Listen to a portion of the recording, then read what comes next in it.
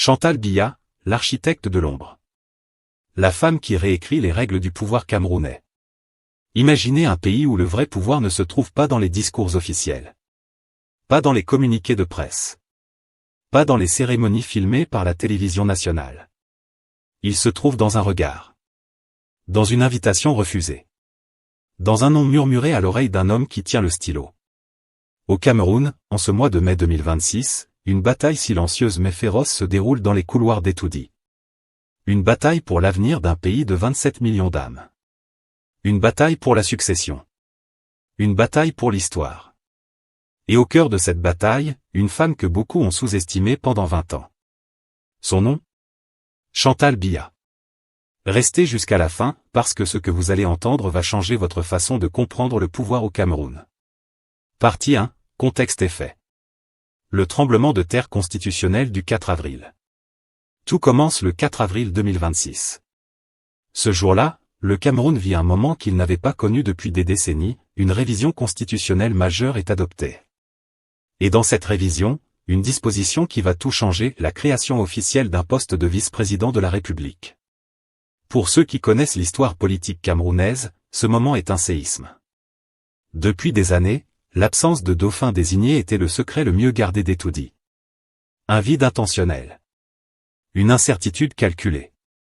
Paul Biya, au pouvoir depuis 1982, avait toujours refusé de nommer un successeur explicite. Parce que dans le système Biya, l'ambiguïté est une arme. L'incertitude est une forme de contrôle. Mais voilà. En avril 2026, cette ambiguïté prend fin. Officiellement. Désormais, la constitution camerounaise prévoit un vice-président. Une personne qui sera, selon les nouvelles dispositions, le numéro 2 constitutionnel de la République. Celui qui, en cas de vacance du pouvoir, pourrait jouer un rôle déterminant dans la continuité de l'État. Mais ce n'est pas tout. Parce que la question qui agite tout le landerneau politique n'est pas seulement constitutionnelle. Elle est humaine. Elle est politique. Elle est viscérale. La question, c'est, qui ? Qui sera ce vice-président ? Qui obtiendra ce fauteuil extraordinaire ? Et surtout, qui aura pesé sur ce choix ? C'est là qu'entre en scène notre personnage principal. Permettez-moi de vous planter le décor. Il y a 20 ans, Chantal Biya arrive à Etoudi.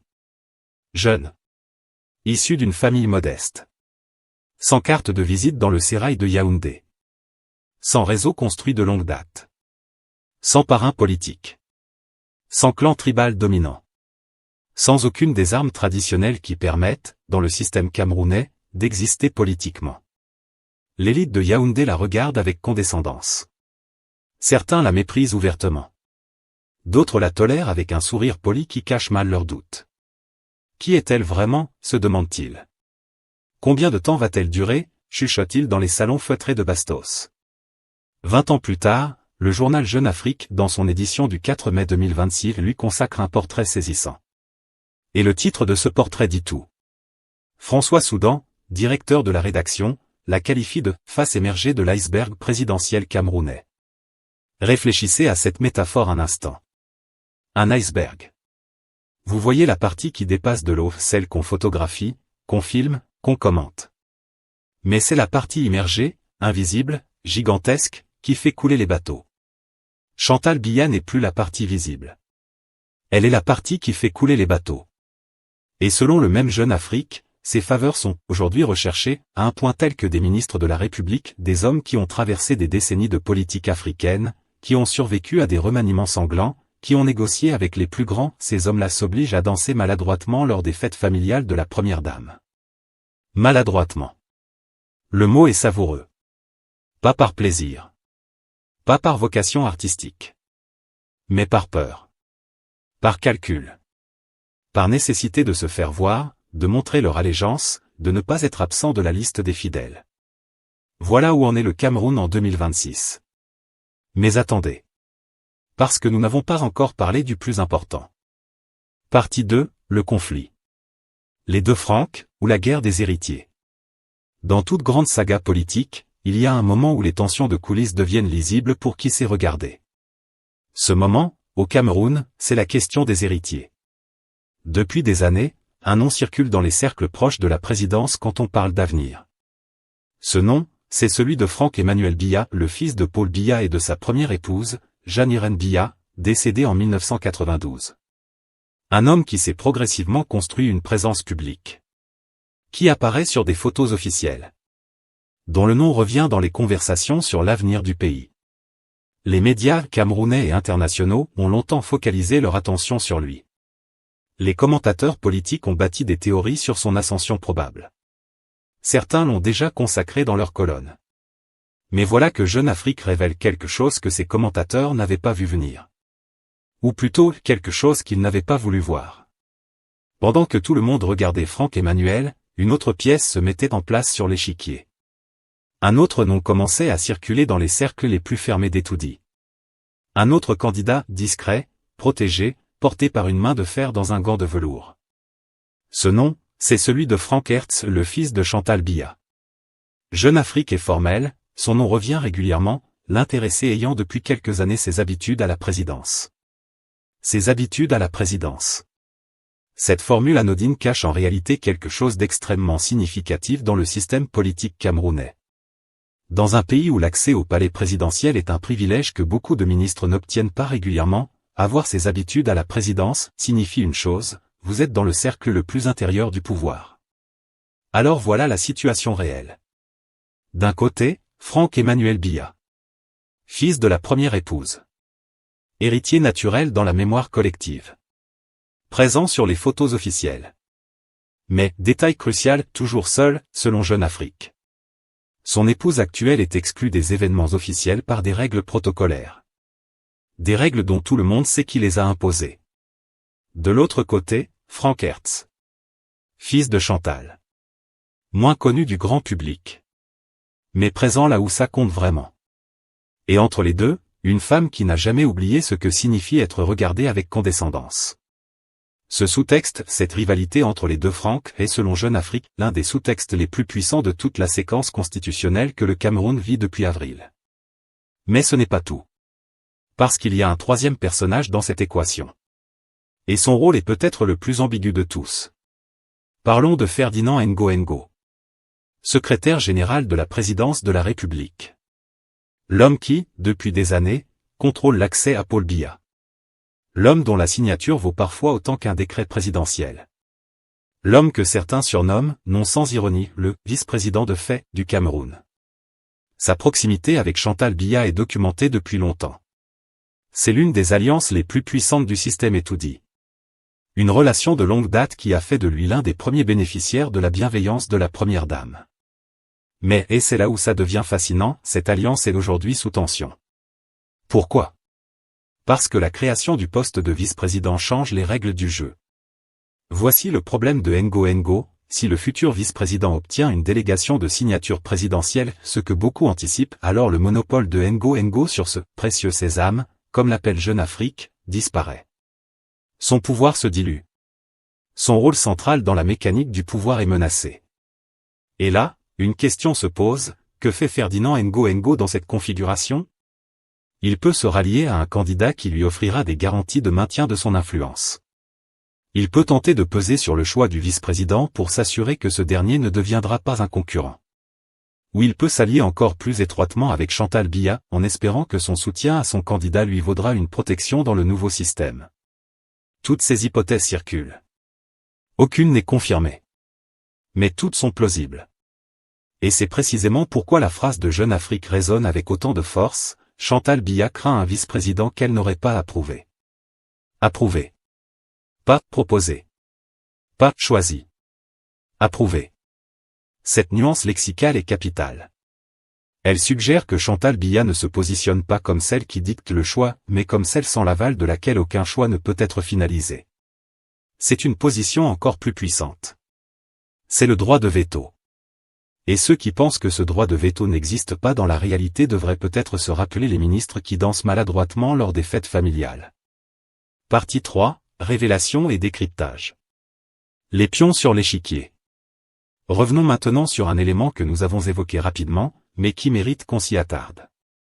La nomination de Théodore Datuo à la présidence de l'Assemblée nationale. En surface, cette nomination peut sembler être une décision technique. Un choix parmi d'autres dans la gestion des institutions camerounaises. Un remaniement à l'intérieur des structures du RDPC, le parti au pouvoir. Mais Jeune Afrique nous invite à regarder plus loin. Le journal attribue cette nomination, pour partie, à la protection de Chantal Biya. Et si cette attribution est exacte, et il n'y a pas de raison sérieuse d'en douter, alors elle prend une dimension radicalement différente à la lumière de la révision constitutionnelle d'avril. Pourquoi ? Parce que le président de l'Assemblée nationale n'est pas une figure protocolaire anodine dans le nouveau système constitutionnel camerounais. C'est lui qui recevra le serment du futur vice-président. C'est lui qui présidera les grandes cérémonies institutionnelles liées à ce nouveau poste. Et c'est lui qui, dans certains scénarios constitutionnels que personne ne veut évoquer publiquement, mais que tout le monde pense en privé, pourrait jouer un rôle dans la continuité de l'État. Comprenez ce que cela signifie concrètement. Si Chantal Biya a effectivement contribué à placer son homme à la tête de l'Assemblée nationale, elle a fait quelque chose de remarquablement sophistiqué. Elle a placé un pion non pas sur la case succession directe, trop visible, trop exposée, mais sur la case procédure institutionnelle. Elle a sécurisé, non pas le résultat, mais le processus. C'est une différence fondamentale. Et c'est ce qui distingue une politique de cour ordinaire d'une véritable stratège du pouvoir.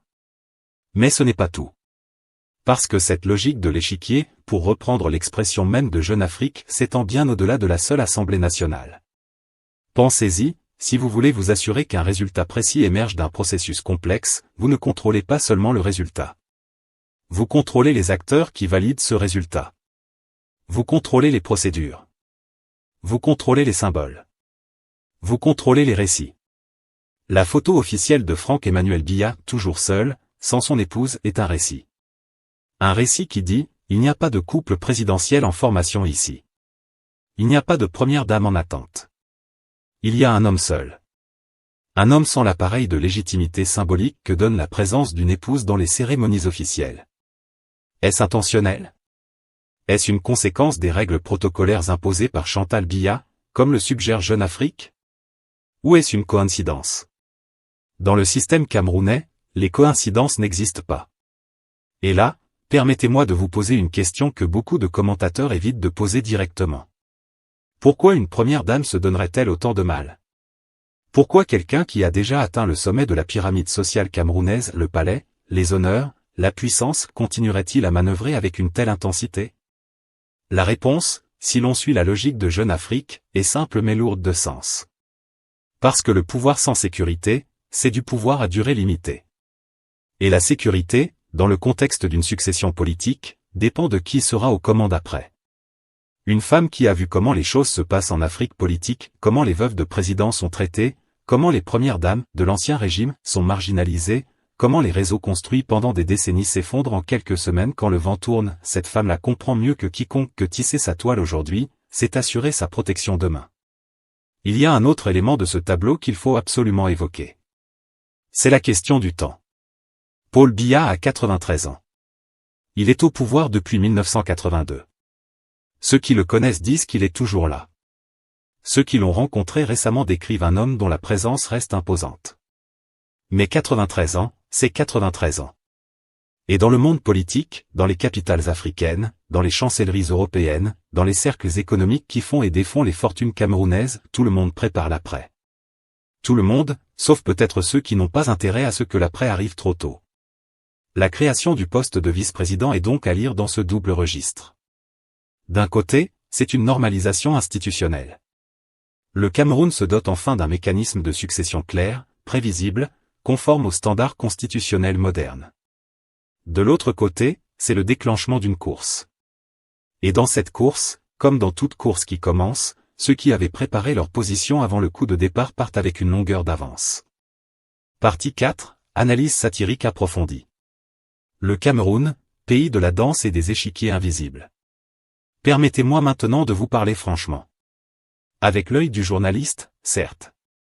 Mais aussi avec l'œil de quelqu'un qui connaît la politique africaine dans ses recoins les plus sombres et les plus savoureux. Ce qui se passe au Cameroun en ce moment, c'est quelque chose que les manuels de sciences politiques n'enseignent pas. Les manuels vous parlent de partis politiques, d'élections, de programmes économiques, de coalitions parlementaires. Mais au Cameroun, comme dans beaucoup de systèmes présidentiels africains à parti dominant, le vrai cours de politique, il se fait ailleurs. Il se fait dans les salons. Dans les antichambres. Dans les messages téléphoniques passés à des heures indues. Dans les invitations accordées et celles refusées. Et il se fait dans les danses. Parlons de ces ministres qui dansent. Parce que franchement, cette image mérite qu'on s'y attarde. Imaginez la scène. Un homme qui a traversé 30 ans de politique camerounaise.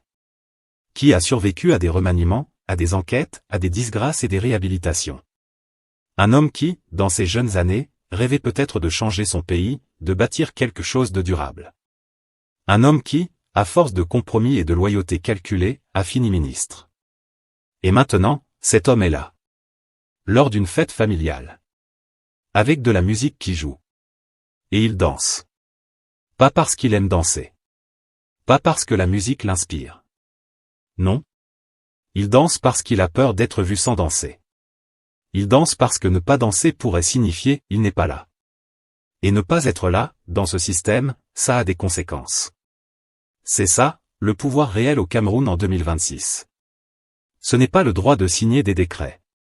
C'est le droit de faire danser les décideurs. Et quelqu'un a ce droit. Maintenant, parlons de la rivalité entre les deux Franck. Parce que là aussi, il y a quelque chose de profondément camerounais et de profondément humain. Dans les familles africaines, particulièrement dans les familles polygames ou recomposées, la question de l'héritage est toujours une question de légitimité.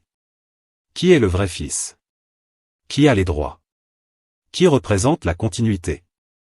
Dans la famille Biya, agrandie, complexe, chargée de l'histoire du pays, cette question prend une dimension nationale. Franck Emmanuel est le fils de la première épouse. Dans la tradition, dans la symbolique, dans la mémoire collective, il est le fils de. Sa légitimité est généalogique. Elle est inscrite dans les photos officielles de l'ère Janiren Biya. Franck Hertz est le fils de la femme vivante. Celle qui est là. Celle qui a construit son pouvoir pierre par pierre pendant 20 ans. Celle dont Jeune Afrique dit qu'elle n'en a cure des moqueries. Et ces deux légitimités, l'une historique, l'autre active, sont en tension dans les couloirs d'Etoudi. Ce n'est pas nouveau dans l'histoire politique africaine. Ce n'est pas unique au Cameroun. Mais c'est la première fois que cette tension se joue dans le contexte d'une révision constitutionnelle qui crée un poste de vice-président et donc, potentiellement, un mécanisme de succession formalisé. Ce qui était jusqu'ici une rivalité de coulisses devient soudainement une rivalité avec des enjeux constitutionnels. Et Chantal Biya, selon ce que Jeune Afrique nous permet de lire entre les lignes, a bien compris que c'est maintenant, dans ces semaines, dans ces mois, que se joue l'essentiel. Mais voilà où la satire devient nécessaire. Parce qu'il faut nommer ce que beaucoup voient mais que peu disent. Ce pays, le Cameroun, est doté d'institutions. D'une constitution. D'un parlement. D'un gouvernement. D'une armée. D'une justice. D'une presse. D'une société civile. Toutes ces structures existent. Certaines fonctionnent même, à leur façon, avec leur efficacité relative et leurs limites connues. Et pourtant, à l'heure des décisions les plus importantes, qui sera vice-président? Qui sera le futur numéro 2 constitutionnel de la République? Qui conduira ce pays dans les années à venir? La réponse ne sort pas d'un processus démocratique interne au parti. Elle ne sort pas d'un vote des structures du RDPC. Elle ne sort pas d'une consultation populaire quelconque. Elle sort, selon les révélations du plus influent magazine africain francophone, d'un réseau de faveurs, d'alliances, d'humiliations savamment dispensées et de protections stratégiquement accordées. Ce n'est pas une critique. C'est un constat. Et ce constat, si on le regarde avec les yeux ouverts, dit quelque chose d'important sur la nature du pouvoir politique au Cameroun, un pouvoir qui s'est historiquement construit autour d'une personnalité centrale, et qui a peu à peu transformé toutes les institutions en antichambre de cette personnalité. Mais voici ce qui est peut-être le plus remarquable dans cette histoire.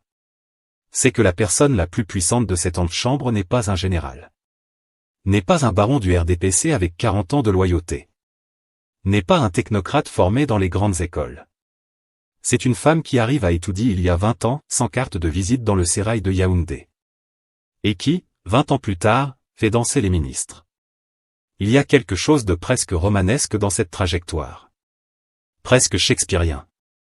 La femme venue de nulle part qui construit, patiemment, méthodiquement, un réseau d'influence qui finit par peser sur l'avenir d'un pays. Sauf que ce n'est pas un roman. C'est le Cameroun réel. Et les enjeux économiques, sociaux, politiques de la succession sont réels aussi. Permettons-nous une dernière réflexion dans cette analyse. On dit souvent, dans les commentaires sur la politique africaine, que les épouses des présidents sont des premières dames de décoration. Des figures protocolaires. Des symboles de respectabilité familiale. Des femmes dont le rôle se limite à sourire lors des cérémonies et à présider des associations caritatives. Chantal Biya a démenti cette lecture. Spectaculairement. Mais la question qu'il faut se poser et que Jeune Afrique pose en creux est celle-ci, est-ce une exception ou une règle que nous n'avions pas encore bien observée? Combien d'autres premières dames sur le continent africain exercent-elles un pouvoir réel, invisible, structurant et que les analystes politiques, focalisés sur les institutions formelles, ont négligé de documenter? Le portrait de Chantal Biya que Jeune Afrique dessine en mai 2026 est peut-être, aussi, l'invitation à réécrire nos grilles d'analyse du pouvoir africain. Conclusion. Le silence qui parle. Alors, où en sommes-nous? Nous sommes dans un Cameroun suspendu. Un pays qui attend le nom de son futur vice-président. Un pays dont la constitution vient d'être réécrite pour la première fois depuis longtemps. Un pays dont l'avenir et le nom de celui ou celle qui le conduira se jouent dans des espaces que les caméras n'atteignent pas. Nous avons vu comment Chantal Biya, arrivée sans carte de visite, est devenue la face émergée d'un iceberg que personne n'avait mesuré. Nous avons compris la rivalité entre les deux Franck, l'un fils de la mémoire, l'autre fils de la présence. Nous avons décrypté le rôle stratégique de Théodore Datou à l'Assemblée nationale, une pièce sur un échiquier dont les règles ont été réécrites en avril. Nous avons observé la fragilité de l'alliance Ngo-Ngo, un homme qui doit recalculer sa position dans un système dont les équilibres viennent de basculer. Et nous avons compris, au fond, ce que Jeune Afrique dit sans le dire explicitement, que dans le système camerounais actuel, le vrai pouvoir n'est pas là où les décrets le placent. Mais voici la question que je vous laisse ce soir.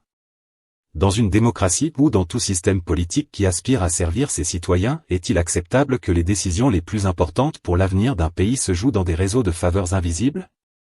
Est-il acceptable que la question du futur numéro 2 constitutionnel d'un pays de 27 millions d'habitants se règle, en partie, à travers des alliances de coulisses et des danses de circonstances? Je ne vous donne pas la réponse. Ce n'est pas mon rôle.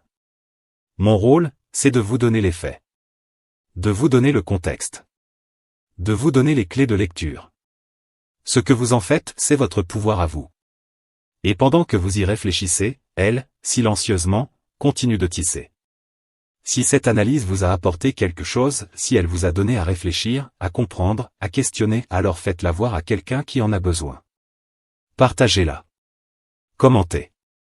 Dites-nous ce que vous en pensez. Parce que le débat public, lui, a besoin de vous. À très bientôt pour la suite.